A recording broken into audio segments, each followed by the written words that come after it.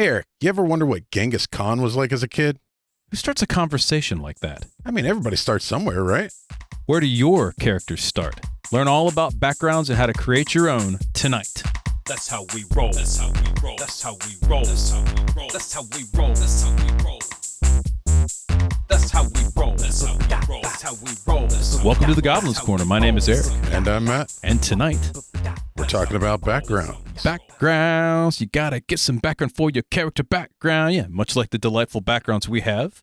Does your character come from Limbo, like Eric's How background? dare you? Or the Feywild, like mine? Actually, that's pretty appropriate now that I think about it. Yeah. I've got a dinosaur breathing fire with a cat with a machine gun. Laser beams. Cowboy hat. Yeah, I mean, it's got everything, right? Yeah. America. That's what it is. It's all about America. Meanwhile, yours has got some trees. Just gotta chill, man. I mean, hey, that's good. Tonight, we're going to talk about backgrounds, how to make some interesting backgrounds for your character. Now, the backgrounds that are in WotC are great. There's a lot of third-party backgrounds that are great, but maybe you want to feel froggy, make your own. Yeah. We've got the rules, and we've got 3 backgrounds that we've come up with that we feel are pretty fun. Exactly.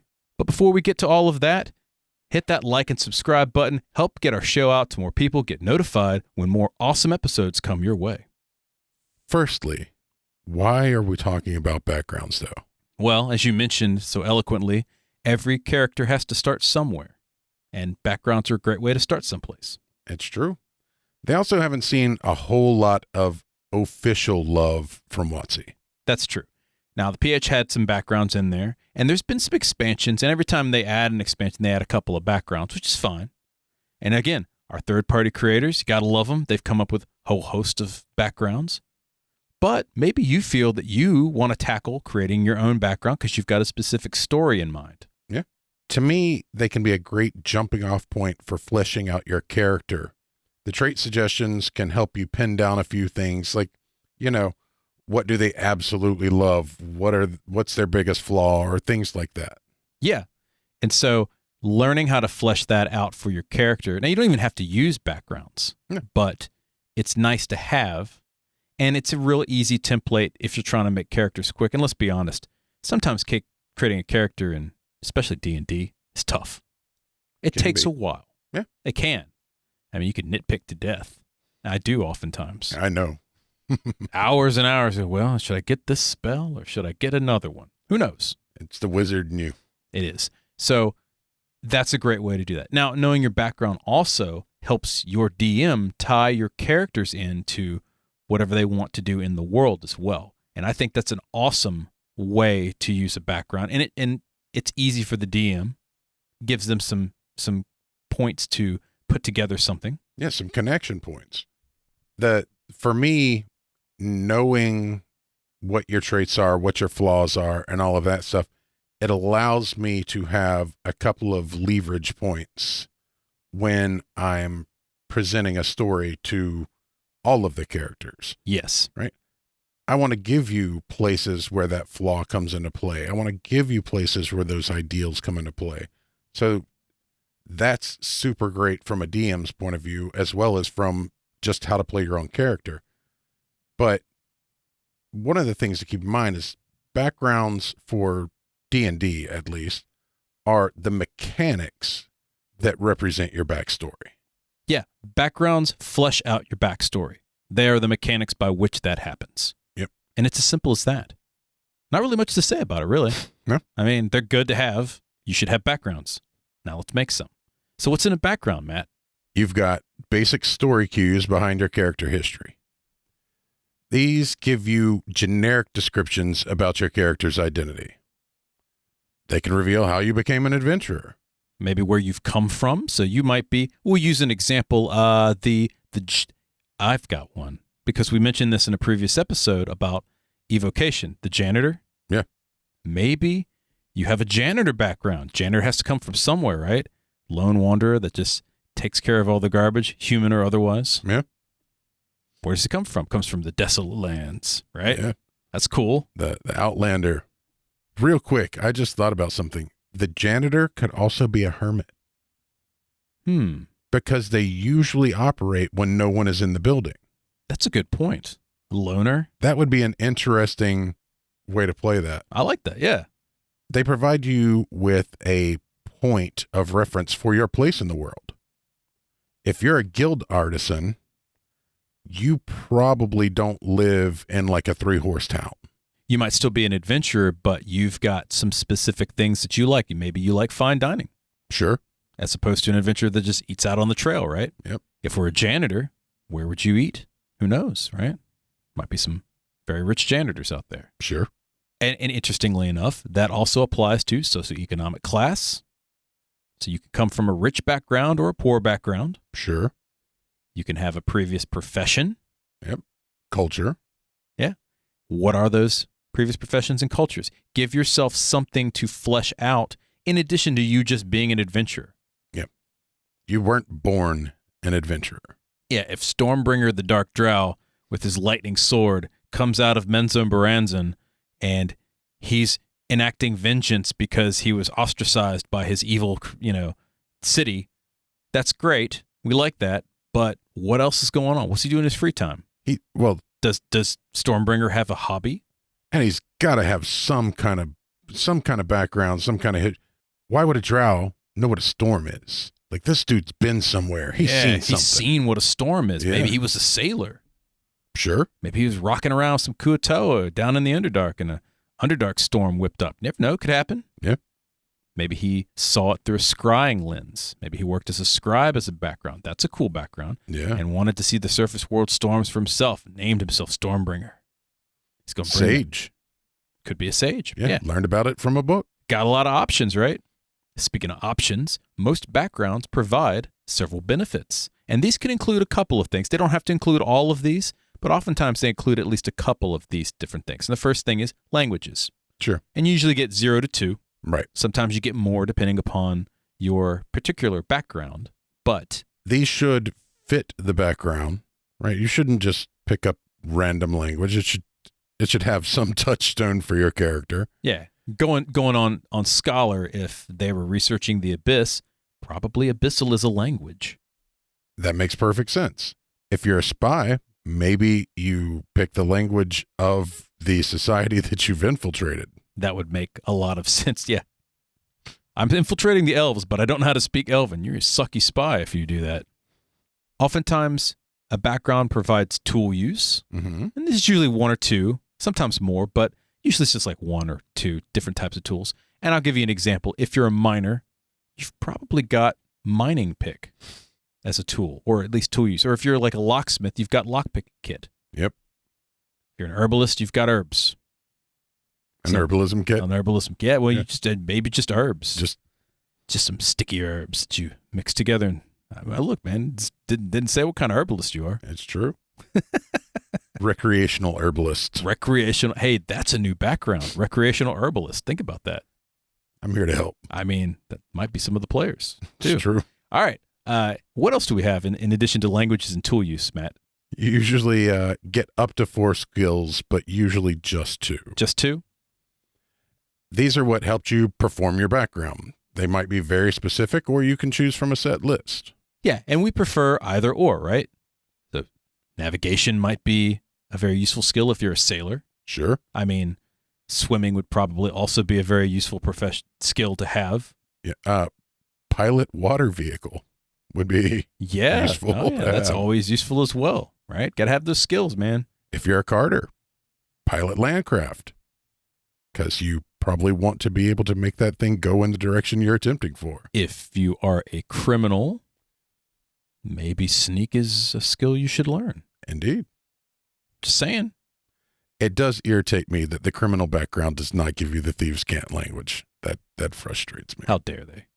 Does anything give you thieves' cant? I don't even remember. Rogue. Rogue does? Just That straight is up rogue? just, you either are a rogue of the rogue class to get it, and nobody else gets it. Well, we can change that. In addition to skills, you get some starting equipment and a little bit of money. And from what we've seen, this is anywhere between like 10 gold if you've got like a lot of skills and languages to up to 50 gold if you don't have a whole lot. Right. It tends to balance itself out for most of this. Sure. Or sometimes your background feature is a little more beefy for some classes or from some backgrounds than others. And that might pull down your starting cash a little bit too. Yeah. And in terms of background features, what are we talking about here? What is that? It's generally a minor benefit of some sort directly related to whatever the story cue of the background is. And it can also be a specialty. It's So, true. for example, if you are an entertainer, have some kind of entertaining background, you might have a specific routine, and you can choose from like a list, or you can just pick one. Yep. Might also just be general knowledge. So if you're a sage, you might have a specialty of knowledge like outer planes or whatnot, right? It might contain variants on the background. An archaeologist scholar versus an archaeologist explorer. Yeah, two different professions, but they do the same thing. Exactly. One might get you an extra language, whereas the other might get you knowledge in investigation. And a cool hat. Well, yeah. I mean, gotta have that hat, man. And whip is part of your gear. Hatred of snakes. It should be noted, as we mentioned, these things should balance out somewhat. If you have more gold pieces worth of equipment, as we mentioned, you may not have as many languages. Keep things interesting, though. Don't feel the need to have everything perfectly balanced because, let's be perfectly honest, nothing is balanced in any RPG. I don't care which one it is. No. They tend to all be fair, but there's always a way to overpower something. Sure. So just let it balance out generally. Don't make it overpowered. Make it fun, because if it's not fun, no one's going to play the background. Right. Finally, we've come to some characteristics. Right. You've got personality trait, which can either be picked or rolled on a D8. So there's obviously usually 8 of those. Ideals. Mm-hmm. There's usually 6 of those. And they're generally alignment-based axis, right? So it could be good, evil, lawful, chaotic, or any. Right. Bonds. Talk about a bond. What is a bond? So a bond is the thing that your character is attempting to do or will always attempt to move towards. It oftentimes could be something that is positive, but it doesn't always have to be. It's usually something story related, though, like where I learn to become this particular background, or maybe something that I want to do. Right. It's story options. Sure. And flaws. And those are generally negative. Right. I believe they're always negative, in fact. They are always intended to be negative. And again, you don't have to take the ones that are suggested. You can always choose your own. Sure. And that is something I was going to say is if something makes sense for the character you're making and it's not on that list of flaws, okay, under flaw, you just write down whatever it is that actually makes sense for the character. Having a flaw is useful. It doesn't have to be one specifically from the background. Yeah. That said, we did provide them for ours. Of course, yeah. And you can always choose more flaws or more bonds or more ideals if you wish. You don't have to just select one.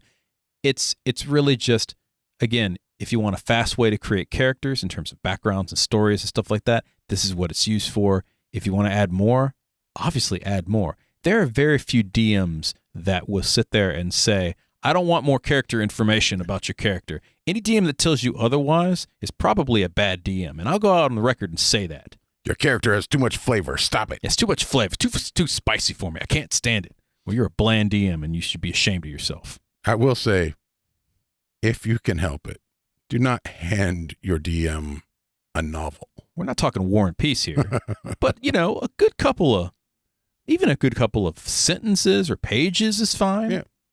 If you're writing a book, then, that might be a little too much. More than 10 pages means you're starting to fill gaps that they would otherwise be able to play with. Because once you start getting too detailed, now you're leaving them with no room to actually play. Yes. With that background at all. Here's a good trick that I recommend to my players, and I recommend to you guys as well, listening or watching us on YouTube. Come up with a couple of open-ended story options for your character in your background. Like, this character maybe made someone particularly angry at some point, and you don't even have to say who or what that character is. Yeah. Give these little gifts to your DM, and that allows them to fill in the blanks later on. Now you might have a villain with a personal tie to your character. That's cool, right? Yeah. You might also say, something like? I was visiting a city and made some cultural missteps unbeknownst to me. Oh, that's kind of cool. I stumble upon a trinket that I didn't know the importance of. Yeah. So you've got some random trinket, and as a DM, I'm gonna give you a trinket. I'm gonna roll that on the table. It's Hell going yeah. on your character sheet. You have a trinket. You don't know what it does or what it's for or why it's important, but it is now. Might be an artifact a couple games from now. You never know, right? You might not even remember it, but the DM remembers. And just as a real quick, I believe in every character rolling for a trinket, and I believe every trinket should have something attached to it. Like a quirk. Well, not just a quirk. Most of them are quirky little things anyway. I'm talking about, like, if you get the dragon-headed pirate flag, right? Mm-hmm. That belonged to a ship or to a captain. That belonged to a pirate kobold, and you took his damn flag, and he's coming for you. Or somebody else took it, and it just happened to find its way into your hand. Sure. So stuff like that, right? Like, if it comes into play, it's going to come into play. Absolutely. Now, tonight we have 3 sample backgrounds for use, and these are just some that we came up with. We might expand out more if you guys enjoy this episode. Sure. But we are going to talk about several things. We'll talk about all like the personality traits and so forth. We're going to give a little description. And I would also say we're going to expound on some character classes that might be really fun to play with these backgrounds. Absolutely. And Matt, you've got the first one, and it's a cook. Absolutely. I am shocked that we don't have a cook background in like standard D&D. I'm sure some third party came up with it at some point, but we got one too. Yeah. There's also not a bartender or server. There's no hospitality-based background, which is nonsense considering how much of the population does that. We've written that down now, so there you go. So Matt, tell me a little bit about a cook. What's in a cook? All right. Well, the kitchen is your castle and fire is your friend. You probably spent most of your formative years in or around kitchens, whether helping prep meals for a large farmhouse family or at an inn or tavern, maybe family-owned restaurants, maybe as a helper in the kitchens of a large keep. Wherever it was, you fell under the spell of the flow that comes when fire and food meet. You've learned some tricks of the trade that make the kitchen run smoothly and efficiently, as well as, how to actually cook. Yeah, so you're a cook. You learn how to cook. You've been around cooking all your life. Maybe you helped out, like you said. You may not necessarily be a chef or something like that. You could also be just someone from nobility that happened to hang around the kitchen. Yeah. Imagine being the freaking 6th born, right? Nobody's got time for you. Some of them are training to be the actual next master of the household. Some of them are, going into the temple. And by the time it got to you, like, you just dove to get out of the way, right? And kitchens always have snacks. They've always got drinks. Always got a place to hang out. Yeah. There's always people to talk to. And as long as you're not in the way, you're probably all right. And there's always something to do. Mm-hmm. Cool.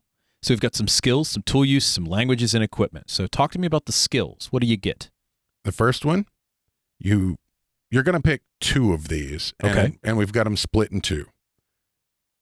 Either persuasion or intimidate. That makes sense. You either persuade someone or intimidate. There are It's how you run a kitchen. Yeah, surly cooks and persuasive cooks. I like that. And either knowledge nature or sleight of hand. I like the knowledge nature, and I get that. Sleight of hand. Talk to me about that. Okay, so sleight of hand, while it's typically used for rogue stuff, is actually the skill that measures your manual dexterity and how you deal with any given thing. If something falls off of the shelf and you have to catch it, what do you make someone roll? Oh, dexterity or sleight of hand. That Exactly. makes sense. So you're talking about chopping finely or dicing elements and such. Exactly. That is how I would treat it. I like that. That's cool. You have cook's tools as your tools. That makes perfect sense. And that can be whatever cook's tools that happens to be. It could be pots and pans or maybe a nice set of Ginsu knives. Sure. Ginsu. What any other knives, Mr. Chef? Matt actually is a cook, so Yeah, literally anything but kintsu. That's fine. Look, you can see I'm not a cook, so Tools, you get cook's tools. Obviously, that it only makes sense. For languages, though, pick one. anyone. Anyone. It is traditionally true in most of Western culture that kitchens are where you will find immigrants, especially parent immigrants, that are trying to provide a better life for their children. We both worked growing up in kitchens. Yeah. I was waiting tables. You were cooking up I was stuff. cooking, yeah. And there was all sorts of people. And it was great. And I say pick one because depending on where you are determines what group of people are working in the kitchen. Sure. So it only makes sense. I would pick kobold. Kobold cooks. I can see kobold cooks. That'd be kind of cool. I would not pick lizard man. No. Everything's Unless you're working at like a very meat heavy restaurant. What is this grilling you talk about? Serve it raw, serve it bloody. Oh my goodness. A lizard man sushi chef. That's exactly what I was thinking in my head too. freaking Yeah, that'd be awesome, wouldn't it? Mm-hmm. You get some equipment. Sure. You get the cook's toolkit, obviously. A bottle of wine. Sometimes you need a bottle of wine to cook with. Yeah. A bottle of booze. Sometimes you need a bottle of booze to cook with. Sometimes you need a bottle of booze to drink. Have you met cooks? the incidence of alcoholism and kitchens is extremely high. Fair enough, sir. And 20 gold pieces. Yeah, you gotta have a little money. Now, this has a feature as well. What's your feature for being a cook? Improvise. Cooks are used to making do with what is available to get the job done, whether it's subbing ingredients or making tools do things they're not designed for. Nearly every object in a kitchen is a weapon if you use it wrong enough. So, cooks get to use their proficiency bonus on improvised weapons. Yeah. There it is right there. You Yeah. pick up a bottle, any type of bladed weapon, anything with a sharp edge. Pots, pans, lids, like literally everything in a kitchen Kitchens are deadly. is a weapon. I love that. Club somebody with a cutting board. It's just good times all the way around. Yeah, improvised weapons are great. Now, in addition to that, I would say that maybe cooks have a specialty, and you can select a specialty as well. Sure. Just whatever you want it to be, though. If you're playing in a high fantasy campaign, right?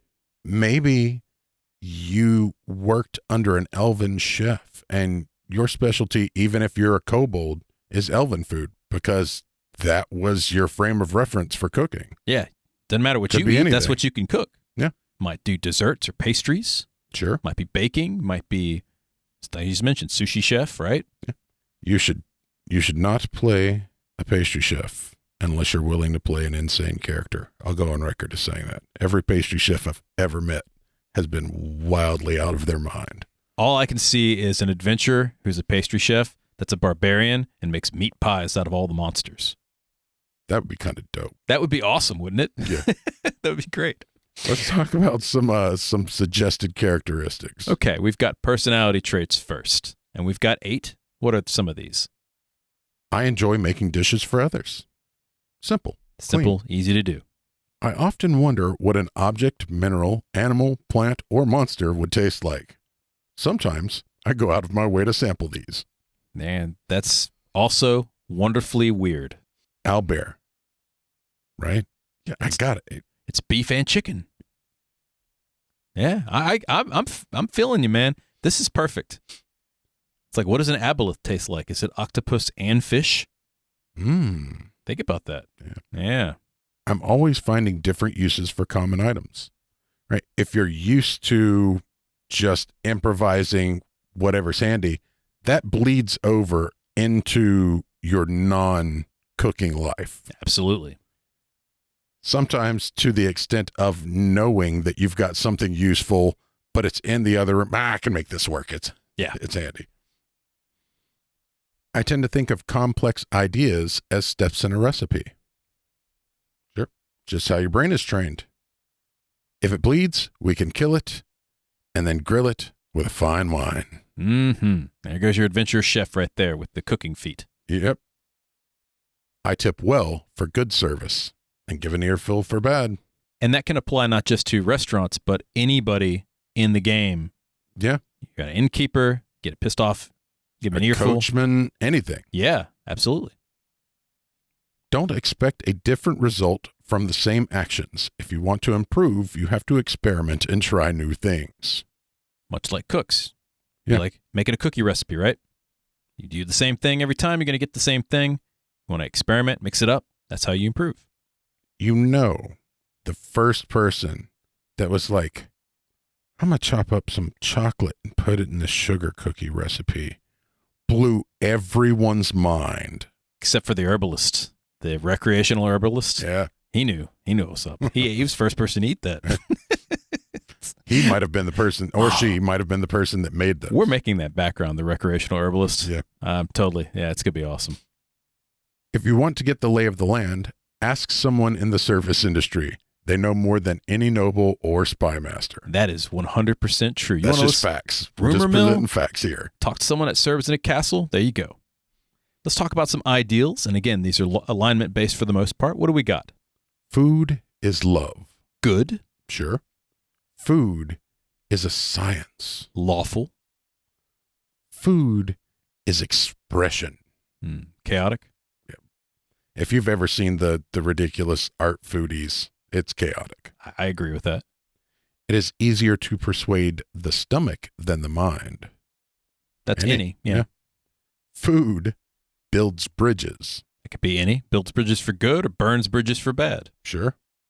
Food is the perfect vessel for poison. That's definitely evil. Again, it's in the meat pie. Think about that. That's why you make it spicy. All right. What are your bonds? I apprenticed to the chef of a very picky nobleman. I learned to come up with unique solutions to the same problem. Excellent. I like that. Very useful. Very handy. Number 2, my grandmother taught me everything I know, and I try to bring a little bit of that joy to others. What a great bond. That's a great background for a good character and such. Yeah. Number 3, armies march on their stomachs. Understand how supplies work, and you will understand the army. Yeah. Maybe you have a military background and you were an army chef. Sure. Number 4, a baker took me in when I was an orphan, and now I always stop to feed someone who is hungry. Right? It's just a piece of who this character is. A little bit of lore, a little tidbit to give your DM. Yep. Number 5, kitchens are hotbeds of information if you're willing to listen. You want to play a spy cook? There you go. Once again, that's just facts. Yeah. Number 6, growing up on the frontier teaches you that almost anything is edible if prepared correctly. Mm-hmm. That's a good one for the monster cooks out there. Absolutely. Now we have some flaws, finally. Mm-hmm. The first, I have a favorite dish that I cannot tolerate others to make. Yep. I get it. This is my mac and cheese, only mine. This mac and cheese is garbage. Just look at it. No, I don't need to eat it. Have you seen it? There's no bacon in this mac and cheese. Come on. I get it. Number 2, I dislike cheap, simple food.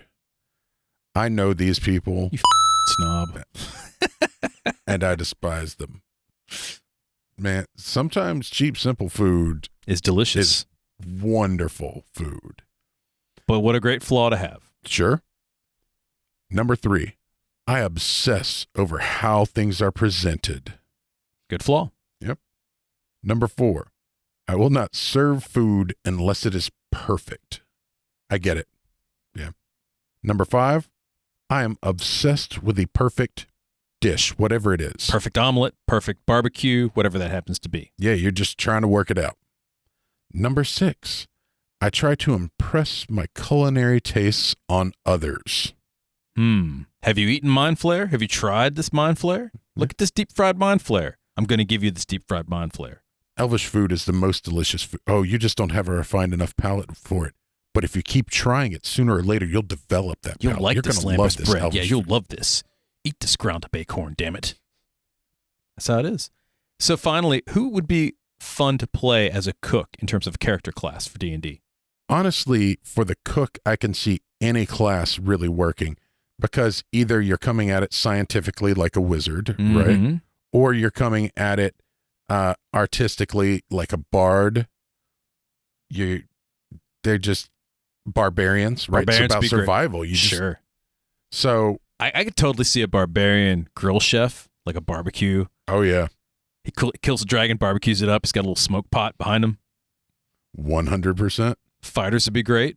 Something Sure. for them to do. Sharpen their knives anyway. Rogues, why not? Service industry is a great place to learn a lot of things about a lot of things. That's also great for infiltration as Mhm. well, because no one recognizes the help. Yep. So you could infiltrate easily if you know your way around a kitchen. Absolutely.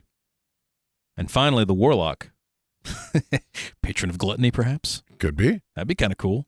And I can definitely see like especially a good cleric, a good paladin, knowing how to cook just to feed people, right? Just to be the good guy.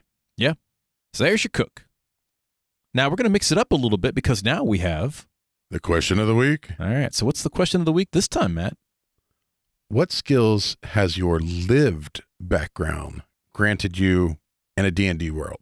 Oh, that's a lot of stuff, man.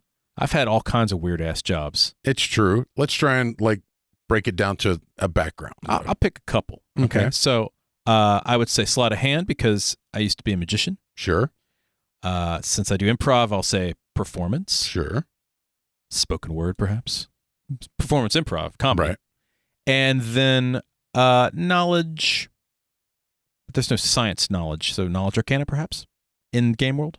Knowledge Could be. science. Either arcana, as kind of a correlation, or even knowledge nature also. Yeah.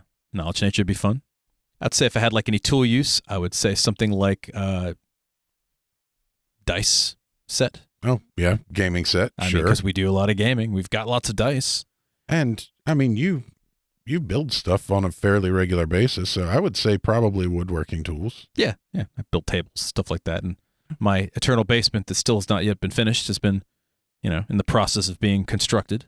You had, but in fairness, I mean, you made some bookshelves that lasted through our entire bachelor pad years. So I feel like that counts. Good enough, yeah. In terms of languages, I mean, I have one language, but that's about it.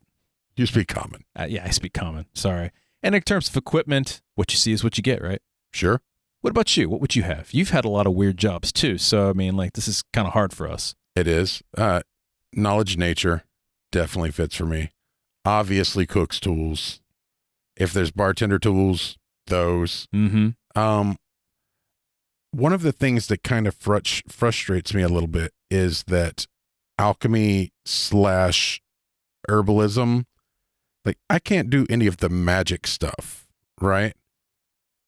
But I know how to make things from all of the other stuff. So either of those, but without the magical component. Sure. I like that. You got any languages or equipment? I have languages, but none of them would apply to a D&D world, I don't think. I don't think elves speak Spanish or German. So I mean, there's somebody out there in the real world that probably speaks Elven. Bunch of Tolkien fans. that's fair. So So they'd be set. As far as tools go, once again, I have an entire cook set, obviously. I have an entire bartender set and a bunch of other stuff. So realistically, I've got an entire herbalism set. what's your background and how would it apply to a D&D game or any other TTRPG for that matter? Let us know at Goblin's Corner on Twitter. And of course, you can find us on all the things. So many things. Yeah, hit us up. I'm interested on this one. All right. But for our next background, Ah, yes. We have, speaking of languages, we've got a language expert. All right. And this is the Polyglot. okay. Description goes as follows. You've always found languages interesting and from an early age learned as many as you could to help out your family, your town, or yourself. Sure. Maybe you come from a group of sailors or traders. Maybe you live in a city which has a large amount of tourists. Whatever the case, early on you had access to as many different languages and cultures, and you used it to your advantage. Sure. That's it. You learn about languages, right? Right. What are the skill proficiencies for the polyglot? Much like your cook, you can select two of the following. Okay. So either insight or perception, Okay. either or, and either persuasion or deception. Sure. So you're either insightful or perceptive, and you're either persuasive or deceptive, depending upon your mood and so forth. Right. Were you helping the tourists, Or were were you- you profiting off of the were you tourists? milking them for all they're worth. Sure. Languages, select 4, any of Sure. your choice. It's a lot of languages. It is. It makes sense. No tool proficiencies whatsoever. You're too busy studying languages. Yeah.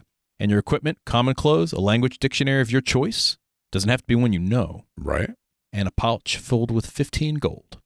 That's it. There you go. Super simple. What's the feature? Your feature is called Pigeon.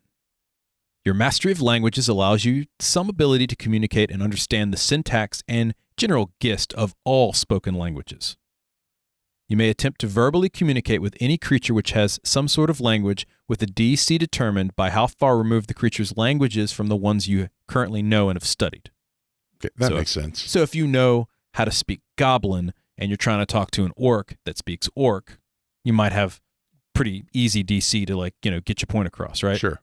If you're talking to a sphinx, it might be different DC, right? For example, knowing the root language primordial allows you to some of the understanding of the dialect Aran. Sure. As drow come from surface elves, you could potentially communicate them with your language of Elvish, although they probably won't enjoy that if you start talking to them in Elvish and not drow. Additionally, and this is a fun one, you do not suffer any disadvantage to attempt to communicate with the creature without using words. By way of gesturing and movement, the creature must have an anatomy similar to yours for this to work. Sure. You're not talking to a grell with this. Right. If you're humanoid with 2 arms and 2 legs, and you're talking to another creature with 2 arms and 2 legs, you might be able to get some of the point across. Sure. Even if I don't share any kind of language with anybody, right? If I mime grabbing a spoon into a bowl and putting it in my mouth, then odds are no matter where in the world you are, someone is going to understand that you need something to eat. Yeah. Again, DM fiat overrules all this, right? Right. So just think about some story implications for this. This is all story stuff. Sure. Now we've got speaking of story stuff, we've got some suggested characteristics, and we're going to start off with personality traits. Yep, there's 8. First one is I like to surprise people with my knowledge of their language. It's a good one, right? Mm-hmm. I like to try to use 2 words where 1 would suffice. Little loquacious. Gotcha. Just a bit. I feel confident knowing I can understand others. And it should just be something simple like that, right? That's an Yeah. emotion. Yeah. I switch languages when frustrated or angry. This is fun because your player characters may not know the language you're switching to. Right. You're going back and forth, right? I attempt to clarify everything I say. So if you're playing an asshole scholar. Yeah. Or just somebody with anxiety. I am more interested in what people say and do than the actual people themselves. Yeah. Because you're interested in languages, right? I enjoy having the perfect verbal response to a situation. And I obsess over any language I don't understand. Which makes sense for a polyglot, right? If Sure. it's tied to your root vision of yourself. You've also got some ideals here. There's 6 of those. What you got? Okay. Communication is the key to peace. Good. Sure. Yep. Choosing the right word or phrase can bring peace or death. Lawful. Yeah. Okay. Communicating is the prequel to understanding. Yeah. I mean, any. Yeah, any. I hope one day to speak every native tongue. That's any. That's just something you want to do. Absolutely. I wish to bring understanding to others. Lawful, I guess. I would say generally lawful in that. It may be leaning towards good, too, if you want.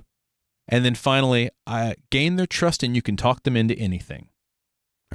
Evil. Yes. Sure. Got to fleece somebody out of some cash, man. All right. We also have bonds. You've got 6 of those. What are we starting off with? I will go out of my way to talk to someone. You never know who you'll meet or what you'll learn. That's a great background, right? It is. That's really fun for a PC who actually wants to get involved in the world they're in. Yes. I teach others to further their understanding and mine. Maybe you grew up as a scholar of some sort, right? Sure. Someday I will uncover the root of all languages. Ambitious. Mm-hmm. I could even go into like the words of creation and stuff like that. Yeah. I can see a Dark creation, speech even. Yeah, creation bard. I could definitely see with that. Yeah, it'd be fun. I seek sacred texts and unknown languages to further my understanding of the cosmos. Sure. Again, a lot of fun. Yeah. I owe my life to the caravan merchant who taught me about the world. So maybe you just grew up in a traveling merchant, right? Yeah. Learning all these languages. And then finally, money is meaningless without the understanding to use it. Absolutely. If you're going from place to place and you can't have a conversation, some things are going to be worth more and worth less than they are in other places. Yes, indeed. We also have a list of 6 flaws. That's right. So the first flaw is I look down on monoglots. How dare you only speak one language? I'm much better than you. Plebe. Yeah, that's a pretty good flaw to have for a polyglot. Sure. The second one is I try to teach people whether or not they are interested. We all know those people. Yeah, Sure. we've all talked to some of those people. I dislike using common and often make a point to resort to someone's native language. Now you might think, why is this a flaw? Maybe they don't speak their native language. Right. Especially if you're in a big metropolis. Yeah. I judge others based on what they say over what they do. That is clearly a flaw. For a polyglot, yes. I often argue over semantics. I totally see a wizard character playing with this flaw. Absolutely. We're gonna jump in the door. You mean Door actually is the English root, and it only is a door if it slides. If it's on hinges, it's not a door. my good man, this is a portcullis. This is no door. Exactly. Can't you see from the filigree work and the armor and the fact that it says portcullis? Oh, you don't speak that language of orc? I do. Now you know. And finally, applies to the fifth one as well, but the final one is I have to get the last word in. I see a rogue with this as you've raided the dragon and you're sneaking out. Gotcha. Satire bard. Yes, absolutely. Speaking of classes and stuff, what's a polyglot good for? Bards, Bards. Wizards. and bards. Mostly bards. Enchantment charm wizards. Yeah, I could see that. Wizards would be great for this because they tend to be erudite anyway. Clerics. Like a cloistered cleric. Well, not just that, but for you to command people, they have to understand the command. That's a good point. You could tell it to them in multiple languages just in case. I would love to see a barbarian with this. And see, to me, that does make sense because if you're a barbarian from a group of people that are nomadic, then it would make sense for you to understand all the languages of the people you trade with. Yeah. I mean, but it could, and again, this can apply to any class, right? Rangers would be great as a polyglot. Druids would be great as a polyglot. Maybe less so than others, but I could see this happening, especially if you're doing like Feywild stuff, so Elven and Sylvan and various languages like that. Yeah, this applies to everyone, but I mostly see it as a bard myself. Because there are creatures that are native to the wilds. An old school abyssal warlock pact with polyglot, they need to get dark speech at some point with this. You know what I'm saying? Yeah. Like that would be perfect. We've got one final background, and this one we kind of both came up with a little bit, and this is the hunted background. And I love the concept behind this. Matt, maybe tell about that. All right. At some point in your past, you were accused of some dark and terrible crime. Whether you did it or not isn't important. The only important thing is the people or creatures that hunt you believe you did. Yeah. You're accused of a crime you can't commit. Now you must jump in your A-team van and roam around the country. It's true. You've been on the run long enough to pick up some skills that make avoiding your pursuers a bit easier. That's awesome. So it could be you actually did commit the crime or you were a fugitive for something. Yeah. And that matters to the character, but it doesn't matter for the background. No, not at all. What kind of proficiencies do we have? Do we have any proficiencies? Of course. Skill proficiencies, survival, and stealth. That makes sense. Gotta be sneaky, and you gotta survive on your own. Yep. Languages. Pick one. Just any one. Yep. You picked it up in your travels. As you were on the run. Tool proficiencies. Either disguise so that you can, not look like you, or forgery So you can forge some papers. that say very clearly you are not you. I like that. That's cool too. And so I'm assuming the equipment is tied to those as well. Indeed. Either a disguise or a forge kit Sure. probably ought to be the one that you have proficiency in, but I guess technically, take your choice. Common clothes, a backpack, a bedroll, and 15 gold pieces. We've got a feature, and I love this feature. Somebody's watching me. Ain't got no privacy. Yeah. Your paranoia pays off. You may make a survival check DC 10 to recognize people or creatures that are stalking a specific target. Mhm. How cool is that? Now, with a check of 17 plus, you can also identify the target type. Mm-hmm. Additionally, should you make the check to identify the stalker, you also gain advantage on any stealth check against the creature. Now let's talk about this for just a second. So I make a DC 10. I recognize that someone is stalking somebody else, or even me. Right. I make my check of 17 plus. I identify the target type. What would target type be, Matt? Like, give it an example. Okay, so if somebody's stalking you, then the only type they have Is you. is you. Okay. But if you've got some creepy dudes in the corner that are specifically eyeing women, then the target type would be women because they're not stalking a specific person. They're just stalking a type. This would be cool for an intrigue campaign, I think. Mm-hmm. Stuff like that. And then, of course, if you make your check, then you get to gain advantage on stuff so you could follow the person. Maybe you're a paladin of the Batman and you have this. Think about that. Now you can stalk people better, right? Absolutely. Exact swift vengeance. The other side of that is if you recognize that somebody's stalking you because it's one of the people that are after you, You can sneak away. you can sneak away. Yeah, I got advantage on that. That's good to do. Just have a little distraction. The second they're distracted, poof, you're gone. Speaking of sneaking away, let's talk about some personality traits. And the first one is I look over my shoulder at all times. Makes sense. That's an easy character trait to exhibit, right? And fun to play, by the way. Playing a paranoid character is always Oh, fun. yeah. My first order of business when I walk into a room is to check all of the available exits and entries. Oh, yeah. I do not talk freely until I know my audience. Makes sense. Okay, they might be hunting you. Mm-hmm. I tend to use assumed names and disguises whenever possible. I don't trust those who enforce the law. Makes sense, especially if you're being hunted and you didn't commit the crime. Yes. Because at that point, how do you trust any law enforcement? I tend to be prepared to leave at a moment's notice, and I always keep my bags packed. Yeah, you never know when you're going to have to book. Yep. I'm very interested in wood lore and bushcraft. You may have to survive out in the woods for extended periods of time. Sure. I tend to think several steps ahead of whatever plan is made.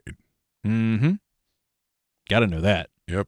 Because if you're being hunted, those that are hunting you could pop out at any second. So you got to have wheels that are running before the wheels are running. Yeah, catch me if you can, my friend. Ideals. We got 6 ideals, and the first is the law must be changed to protect the innocent first. Sure. Good. Yeah. I just want to be left alone. Any. I do not betray a trust that has been given to me. Lawful. I try to help others whenever I can. Hopefully this will atone for how society has judged me. And I would assume that's good, but you put down any, and that makes a lot of sense because it doesn't mean you didn't do the deed. Exactly. Maybe you're just trying to make people feel better about what you've done. Right. That is very much dependent on what angle you're taking. Are you actually seeking redemption, or do you just want people to leave you alone about whatever it was you did? Absolutely. I've had to look out for myself so long, I don't know any other way to live, and that can be any as well. Could be good, could be evil, probably neutral. And then what's your final one? I am attempting to amass enough wealth or power to be above the law. Chaotic. Absolutely. Yeah, absolutely. I love that. What are our bonds? Number 1 is I will prove my innocence by finding the responsible party. Yeah, that's a great lore to draw upon, right? You find the responsible party, that's a gift to the DM to eventually throw in at some point in time.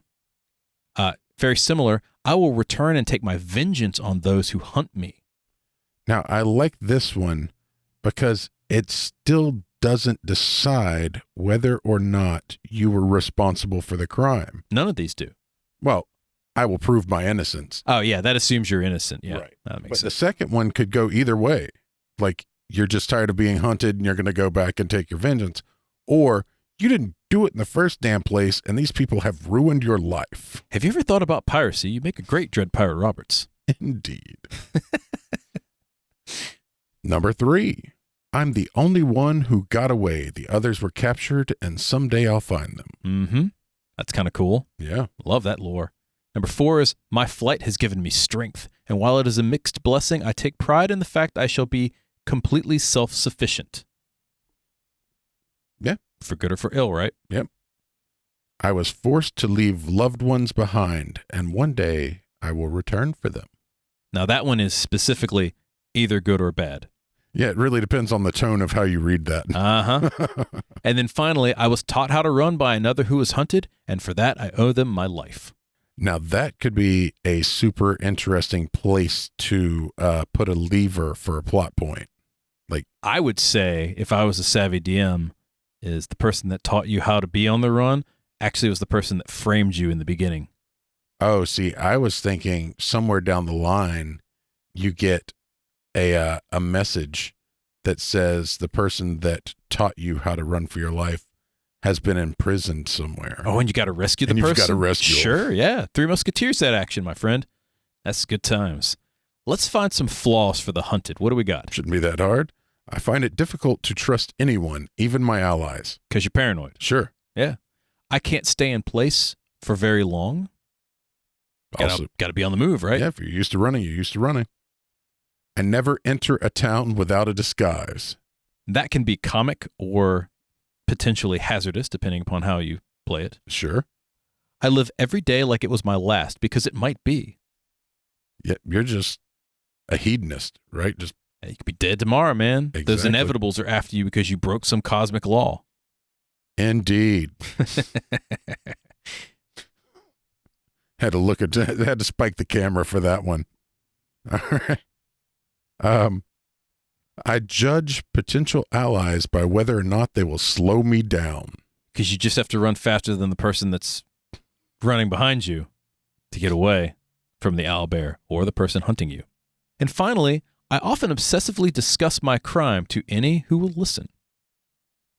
And that could be because you did it or because you're innocent, man. Don't you believe me? And that's also fun too. Yep. Finally, Matt, what is a good class to play a hunted background? Honestly, I feel like this is another one of those that you could literally, if you put together the characteristics right, it could go for anything. I think flavor-wise, this would be perfect for a ranger.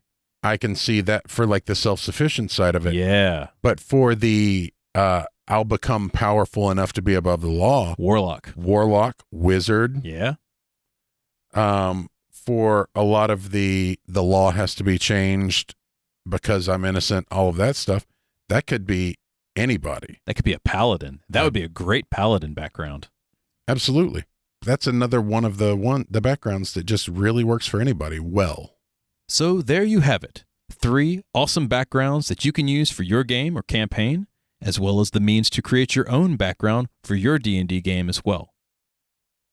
Any questions or comments? Hit us up at Goblin's Corner on Twitter. And of course, we're on all of the things. So many things. Did you like our show? We hope so. Subscribe to your podcast on your favorite player, YouTube and Twitch. If you could do us a favor, click the 5 stars, give us a review on iTunes or Podchaser, and on YouTube, like, subscribe, comment, click the bell so that you get notified when new episodes come out. It helps us get our show in front of more people, and it feeds the hungry algorithm. Hungry Algorithm has a great backstory. It's sneaking up behind you because it's hunting you. Bastard. It is the inevitable. Yeah. Yeah, kind of. Yeah. I can see that. Yeah. That's all the time we have for tonight. Once again, my name is Eric. And I'm Matt. We'll see you next time. Good night, folks.